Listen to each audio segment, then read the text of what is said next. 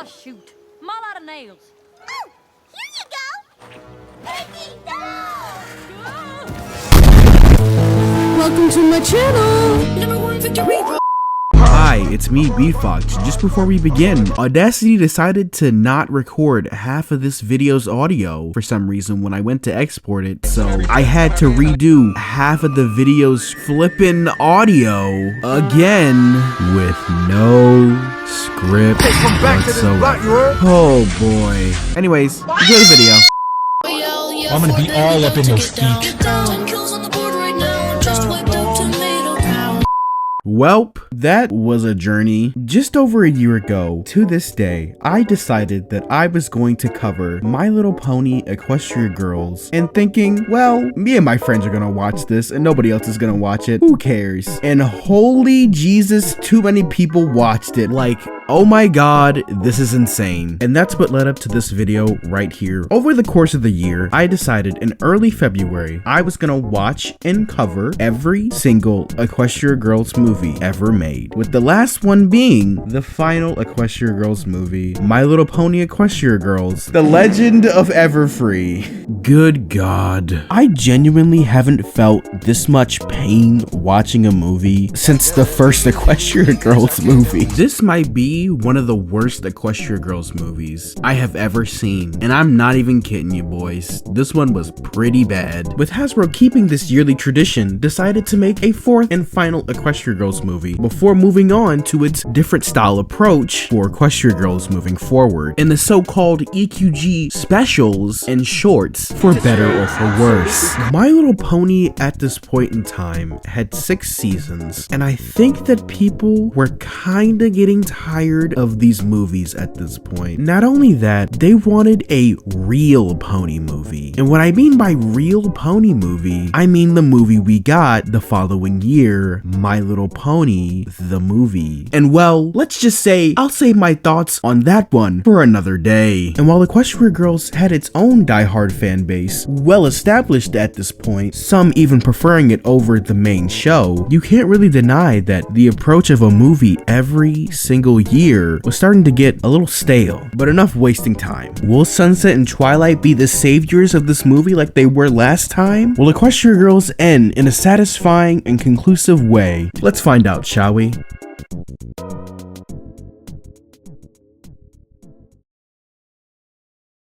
you guys please be quiet? Y'all disgracing the people that's trying to learn. Big learn for exercise, big brother. Can you guys please be quiet? You two be quiet. This should be like a bottle chicken from church. Oh God, be praying this about it. Big everybody, little ass leg. This should be like a king size mattress. You got switch loads in your back on God.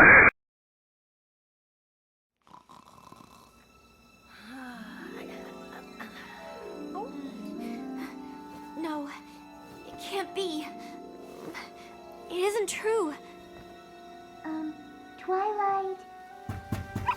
Twilight! The bus for Camp Everfree leaves in 10 minutes! Oh, no. I can't believe I overslept. The movie starts off with Twilight in a hurry, trying to get ready for her trip to Camp Everfree with her good old butt buddy pals, the main 6. But they just say fuck that, and they just barge into her room. Like, damn. Look, ladies, I know you're close to Twilight and all, but let's give her a little bit of space, so that way she can put some damn clothes on. So the girls help her pack, yada yada yada, etc, etc. And then all of a sudden, what's that? Oh no, it's the Look Killer!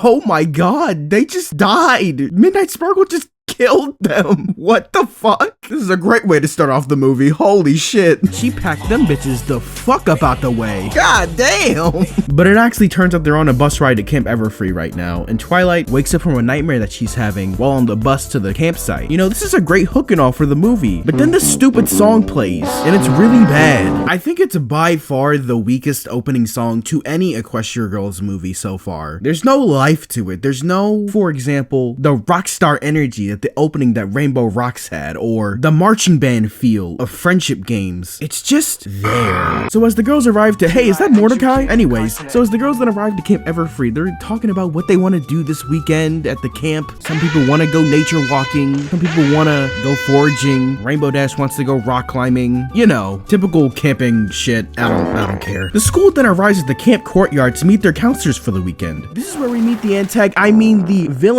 the camp counselor of the movie, Gloriosa Daisy, and her little brother, Timber Spruce. These are dumb names, I know. The kids then start suggesting some ideas: archery, nature walks, arts and crafts, and, you know, a fashion show. You know, the typical camp girl stuff. Because we gotta have the girls in some pretty dresses for the end of the movie. The girls then get assigned their tents, and then Twilight just keeps blabbering on and shut up. Then Timber Spruce becomes the Sigma Chat Skibbity Toilet Ohioan Gat Rizzler and rizzes her up. I am going to hang myself after saying that. By the way, how old is Timber Spruce again? Hi, hello, post edit Beatfox here, because the previous voice clip got deleted. But anyways, I looked it up, and it turns out in the script, as you can see on screen right here, Timber Spruce is canonically 16 years old. Now, is it still creepy on first watch without knowing that? Yes, it is very creepy, but I just want to interject this into the video here so nobody's on my ass for it. There's also a couple other screenshots from the movie director, as well as another director on EQG itself at the time saying otherwise and shit. Fuck it, I'm just gonna say he's around Twilight's age. Let's keep it moving. Enjoy the rest of the video.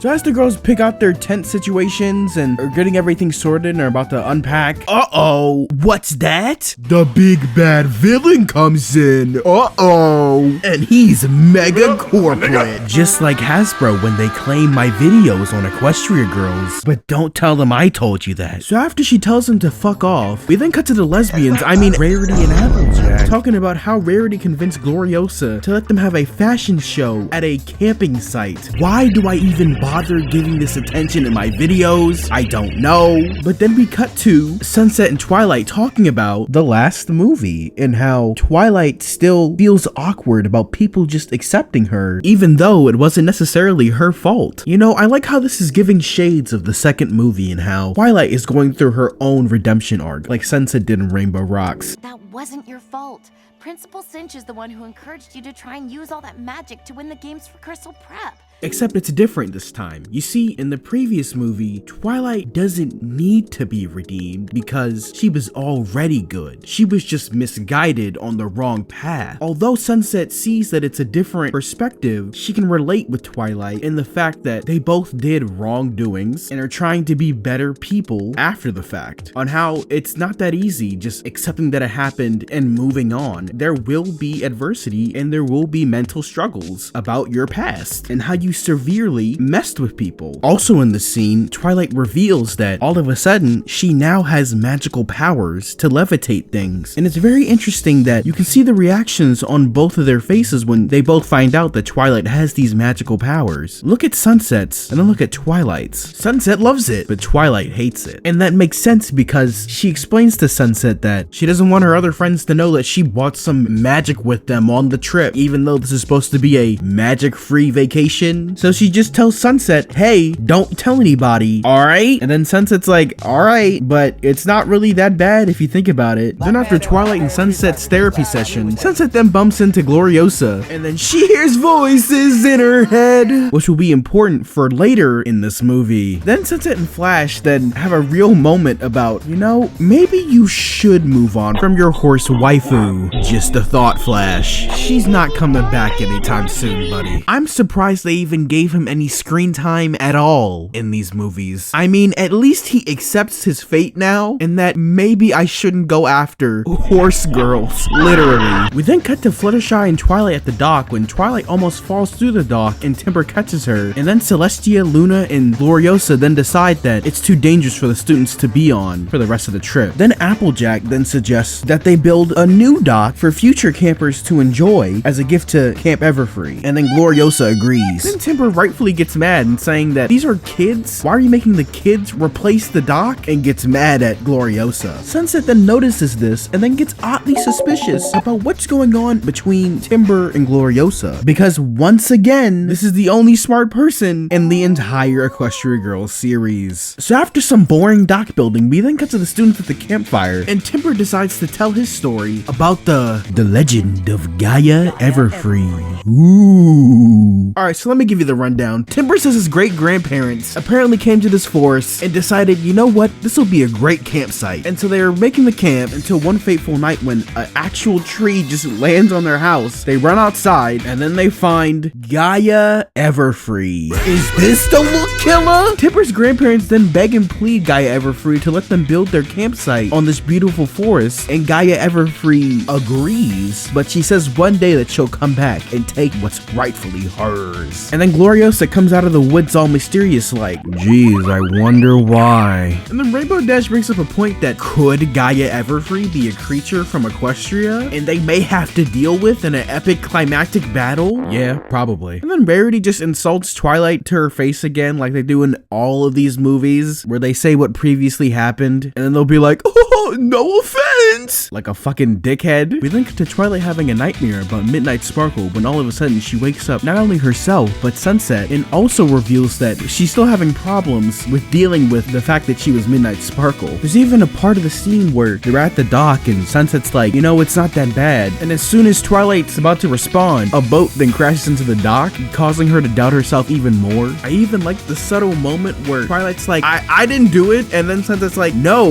you didn't do it, as she waves her hand to Twilight. But after the boat just spills out lean or some shit, I don't care. Then Replicant Twilight runs into the forest because she thinks she caused the boat to crash into the dock, and then she sings a song, and albeit it's one of the better songs in this movie, I don't know if it belongs in this movie, but it's good nonetheless. You know me and song numbers at this point in MLP, but you could say she's fighting her demons if you catch my drift. Huh?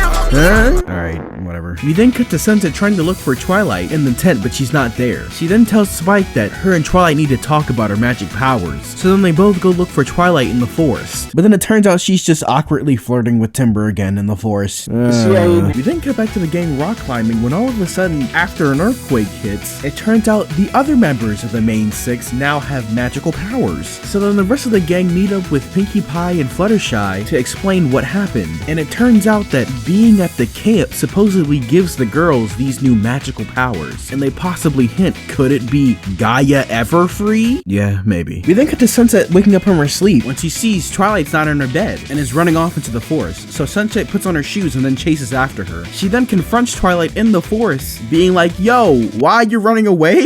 And then once again, Sunset and Twilight steal the show like they always do. In one of the better scenes of the movie. I sound like a broken record at this point, but Twilight feels guilty because she feels like she's spreading this magic to her other friends when she doesn't want to. She also says that the last time she turned into a monster and almost threatened the lives of her friends, and says that the last time she saw Sunset use magic was to transform into something good. In her words, to be exact. Easy for you to say.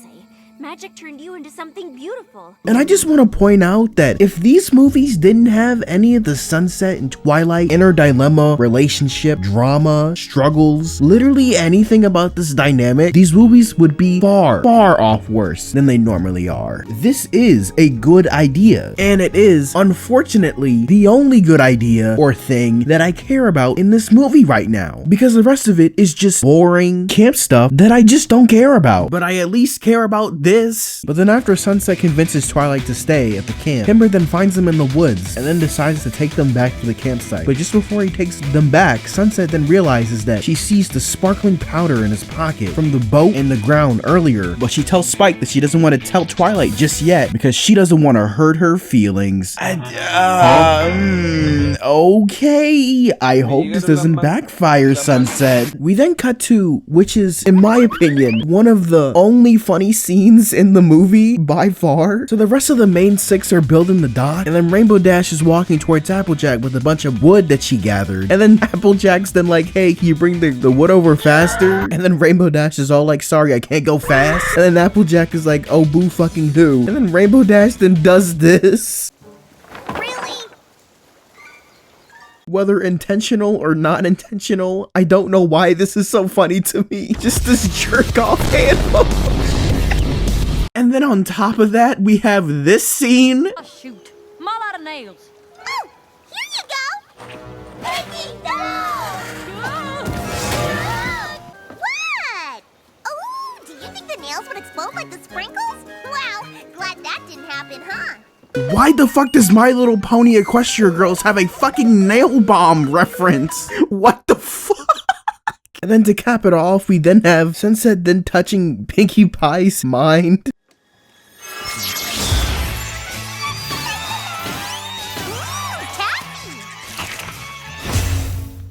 Did the writers finally wake up or something? Of course, Pinkie Pie's mind is just filled with, like, literally garbage.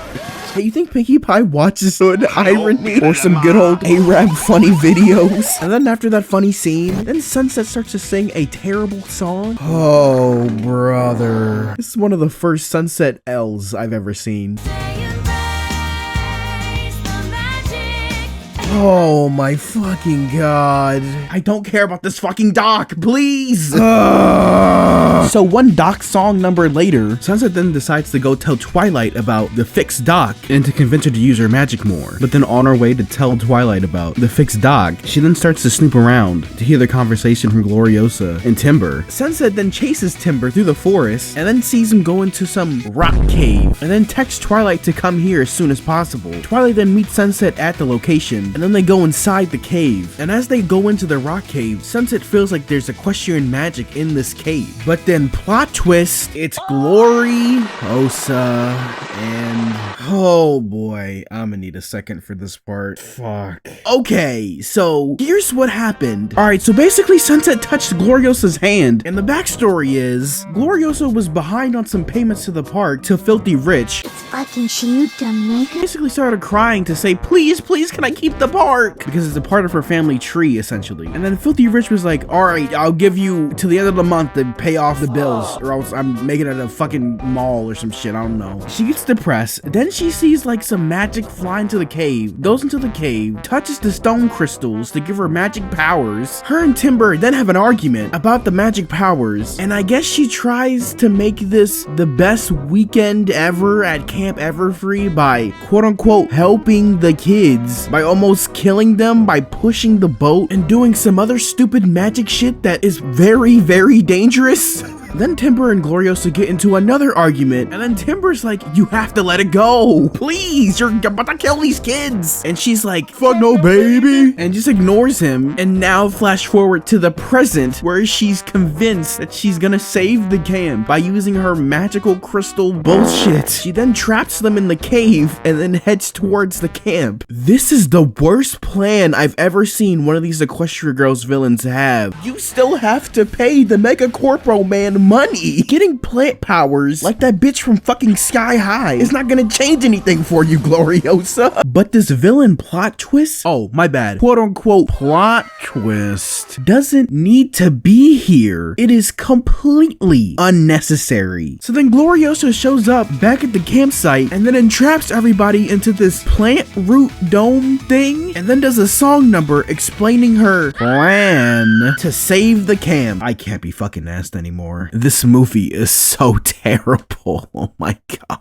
Cut back to Baconweed and not real Twilight trying to get out of the cave after Spike freed them, and the only way for them to escape is for Twilight to use her magic. Twilight's hesitant at first, but then she finally moves the rock, and there's a small little detail that I do like, that if you look at her forehead, there's a blue dot, and I wonder what color horn Midnight Sparkle had in the last movie when she transformed. Interesting. We then cut to the gang and Gloriosa in the biodome, monologuing it up, and then out of nowhere, the movie just plays a random bowling sound effect as Rainbow Dash knocks into the other main six.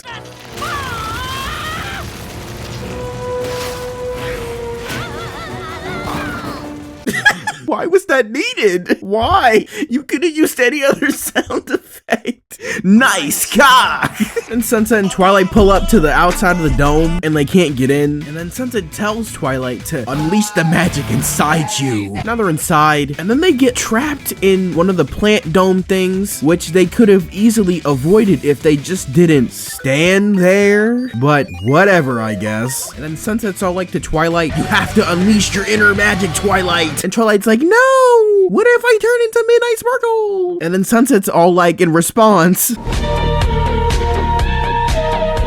So then Twilight gives in and has one of the worst conflict resolutions in the series by far. It lasts for 5 seconds and it's just lame. It feels rushed. It feels, dare I say, lazy. It's not like with the third movie with Sunset trying to talk Twilight out of being Midnight Sparkle and having to transform and having that moment in the white void. It's not a moment where the rainbooms were down and out and Sunset had to step up and fight for her friends and fight for the fate of the world and accepted her place in the group. And then we just have this. The movie spends so much time building this up and then this is the payoff. It just feels not satisfying. So then after that dumbass bullshit, Twilight becomes overpowered, then takes the geodes off of Gaia Everfree and then gives them to the rest of the gang, and then they all transform into one of the worst costumes I have ever seen. It's like the designers were like, hey, let's make something interesting, like Power Rangers. This is not Power Rangers. This is what I call a hot mess. So then after they defeat Gloriosa Daisy with their magical explosion shit, because what else did you think was going to happen? They clean up the camp, Gloriosa then apologizes for putting their lives at danger, and then Sunset or Applejack, I don't give a shit at this point, suggests to save the camp that they start a fundraiser and have a ball at the Crystal Cave, and everybody agrees. I am so done with this series. Of course, then they announce that they raised enough money so that way the camp can stay up. And just after the dance is over, Sunset and Twilight are sitting at the entrance of the cave. And then Sunset then asks, where did the magic from the cave come from? And then these motherfuckers at Hasbro tease another movie. Suck my fucking ass. Oh. Yep, I'm done.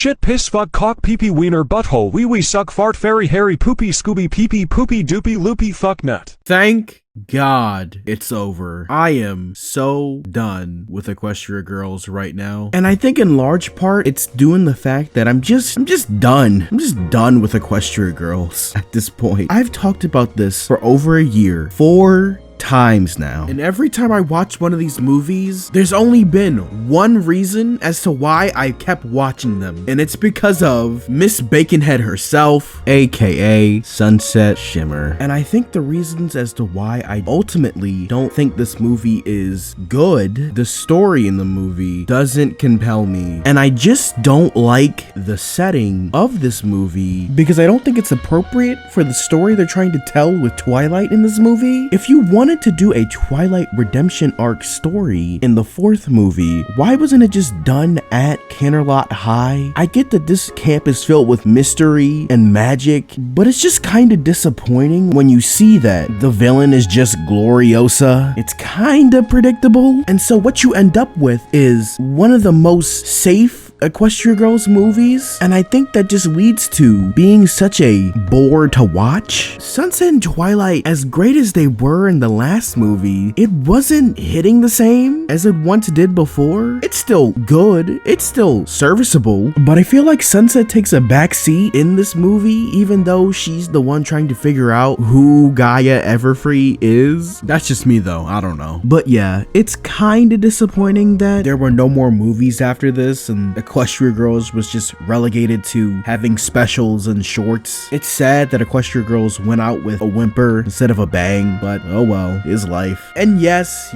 before any of you tell me, I know the specials exist and that I should watch them. And to that I say, I will cross that bridge when I get to it. But for right now, in this moment, I am done. Just not right now because I am hired of Equestria Girls. And with that, I can finally say that I watched them all. I watched every single Equestria Girls movie ever made. And to be honest with you, I didn't think that I'd make it this far with this YouTube channel and this series. All of this wouldn't have been possible throughout this whole year if it wasn't for you watching and supporting the videos in the way that you do. And I just want to say I really appreciate y'all. Your love and support on these videos just means the absolute world to me, and I just cannot thank you guys enough for what you've done for me over the past year. I really do mean it from the bottom of my heart. And it's just crazy to me that just over a year ago, I had just over 83 subscribers. Yes, you heard that right. Just over a year ago, I had 83 subs on my YouTube channel. And now, as of recording, I cannot make this up. I now have 1,583 subs.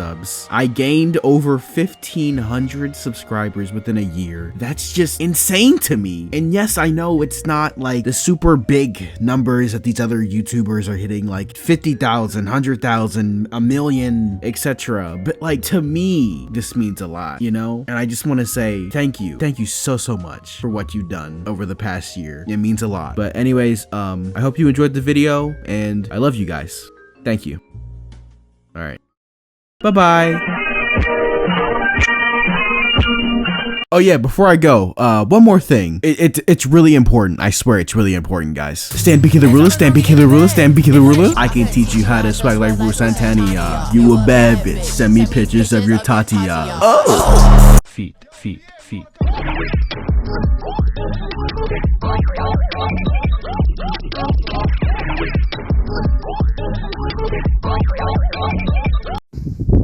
Bro, what's on your mind? Tell me what's on your mind. The Industrial Revolution and its consequences have been a disaster for the human. Imagine if this P stood for pizza, like a pizza element.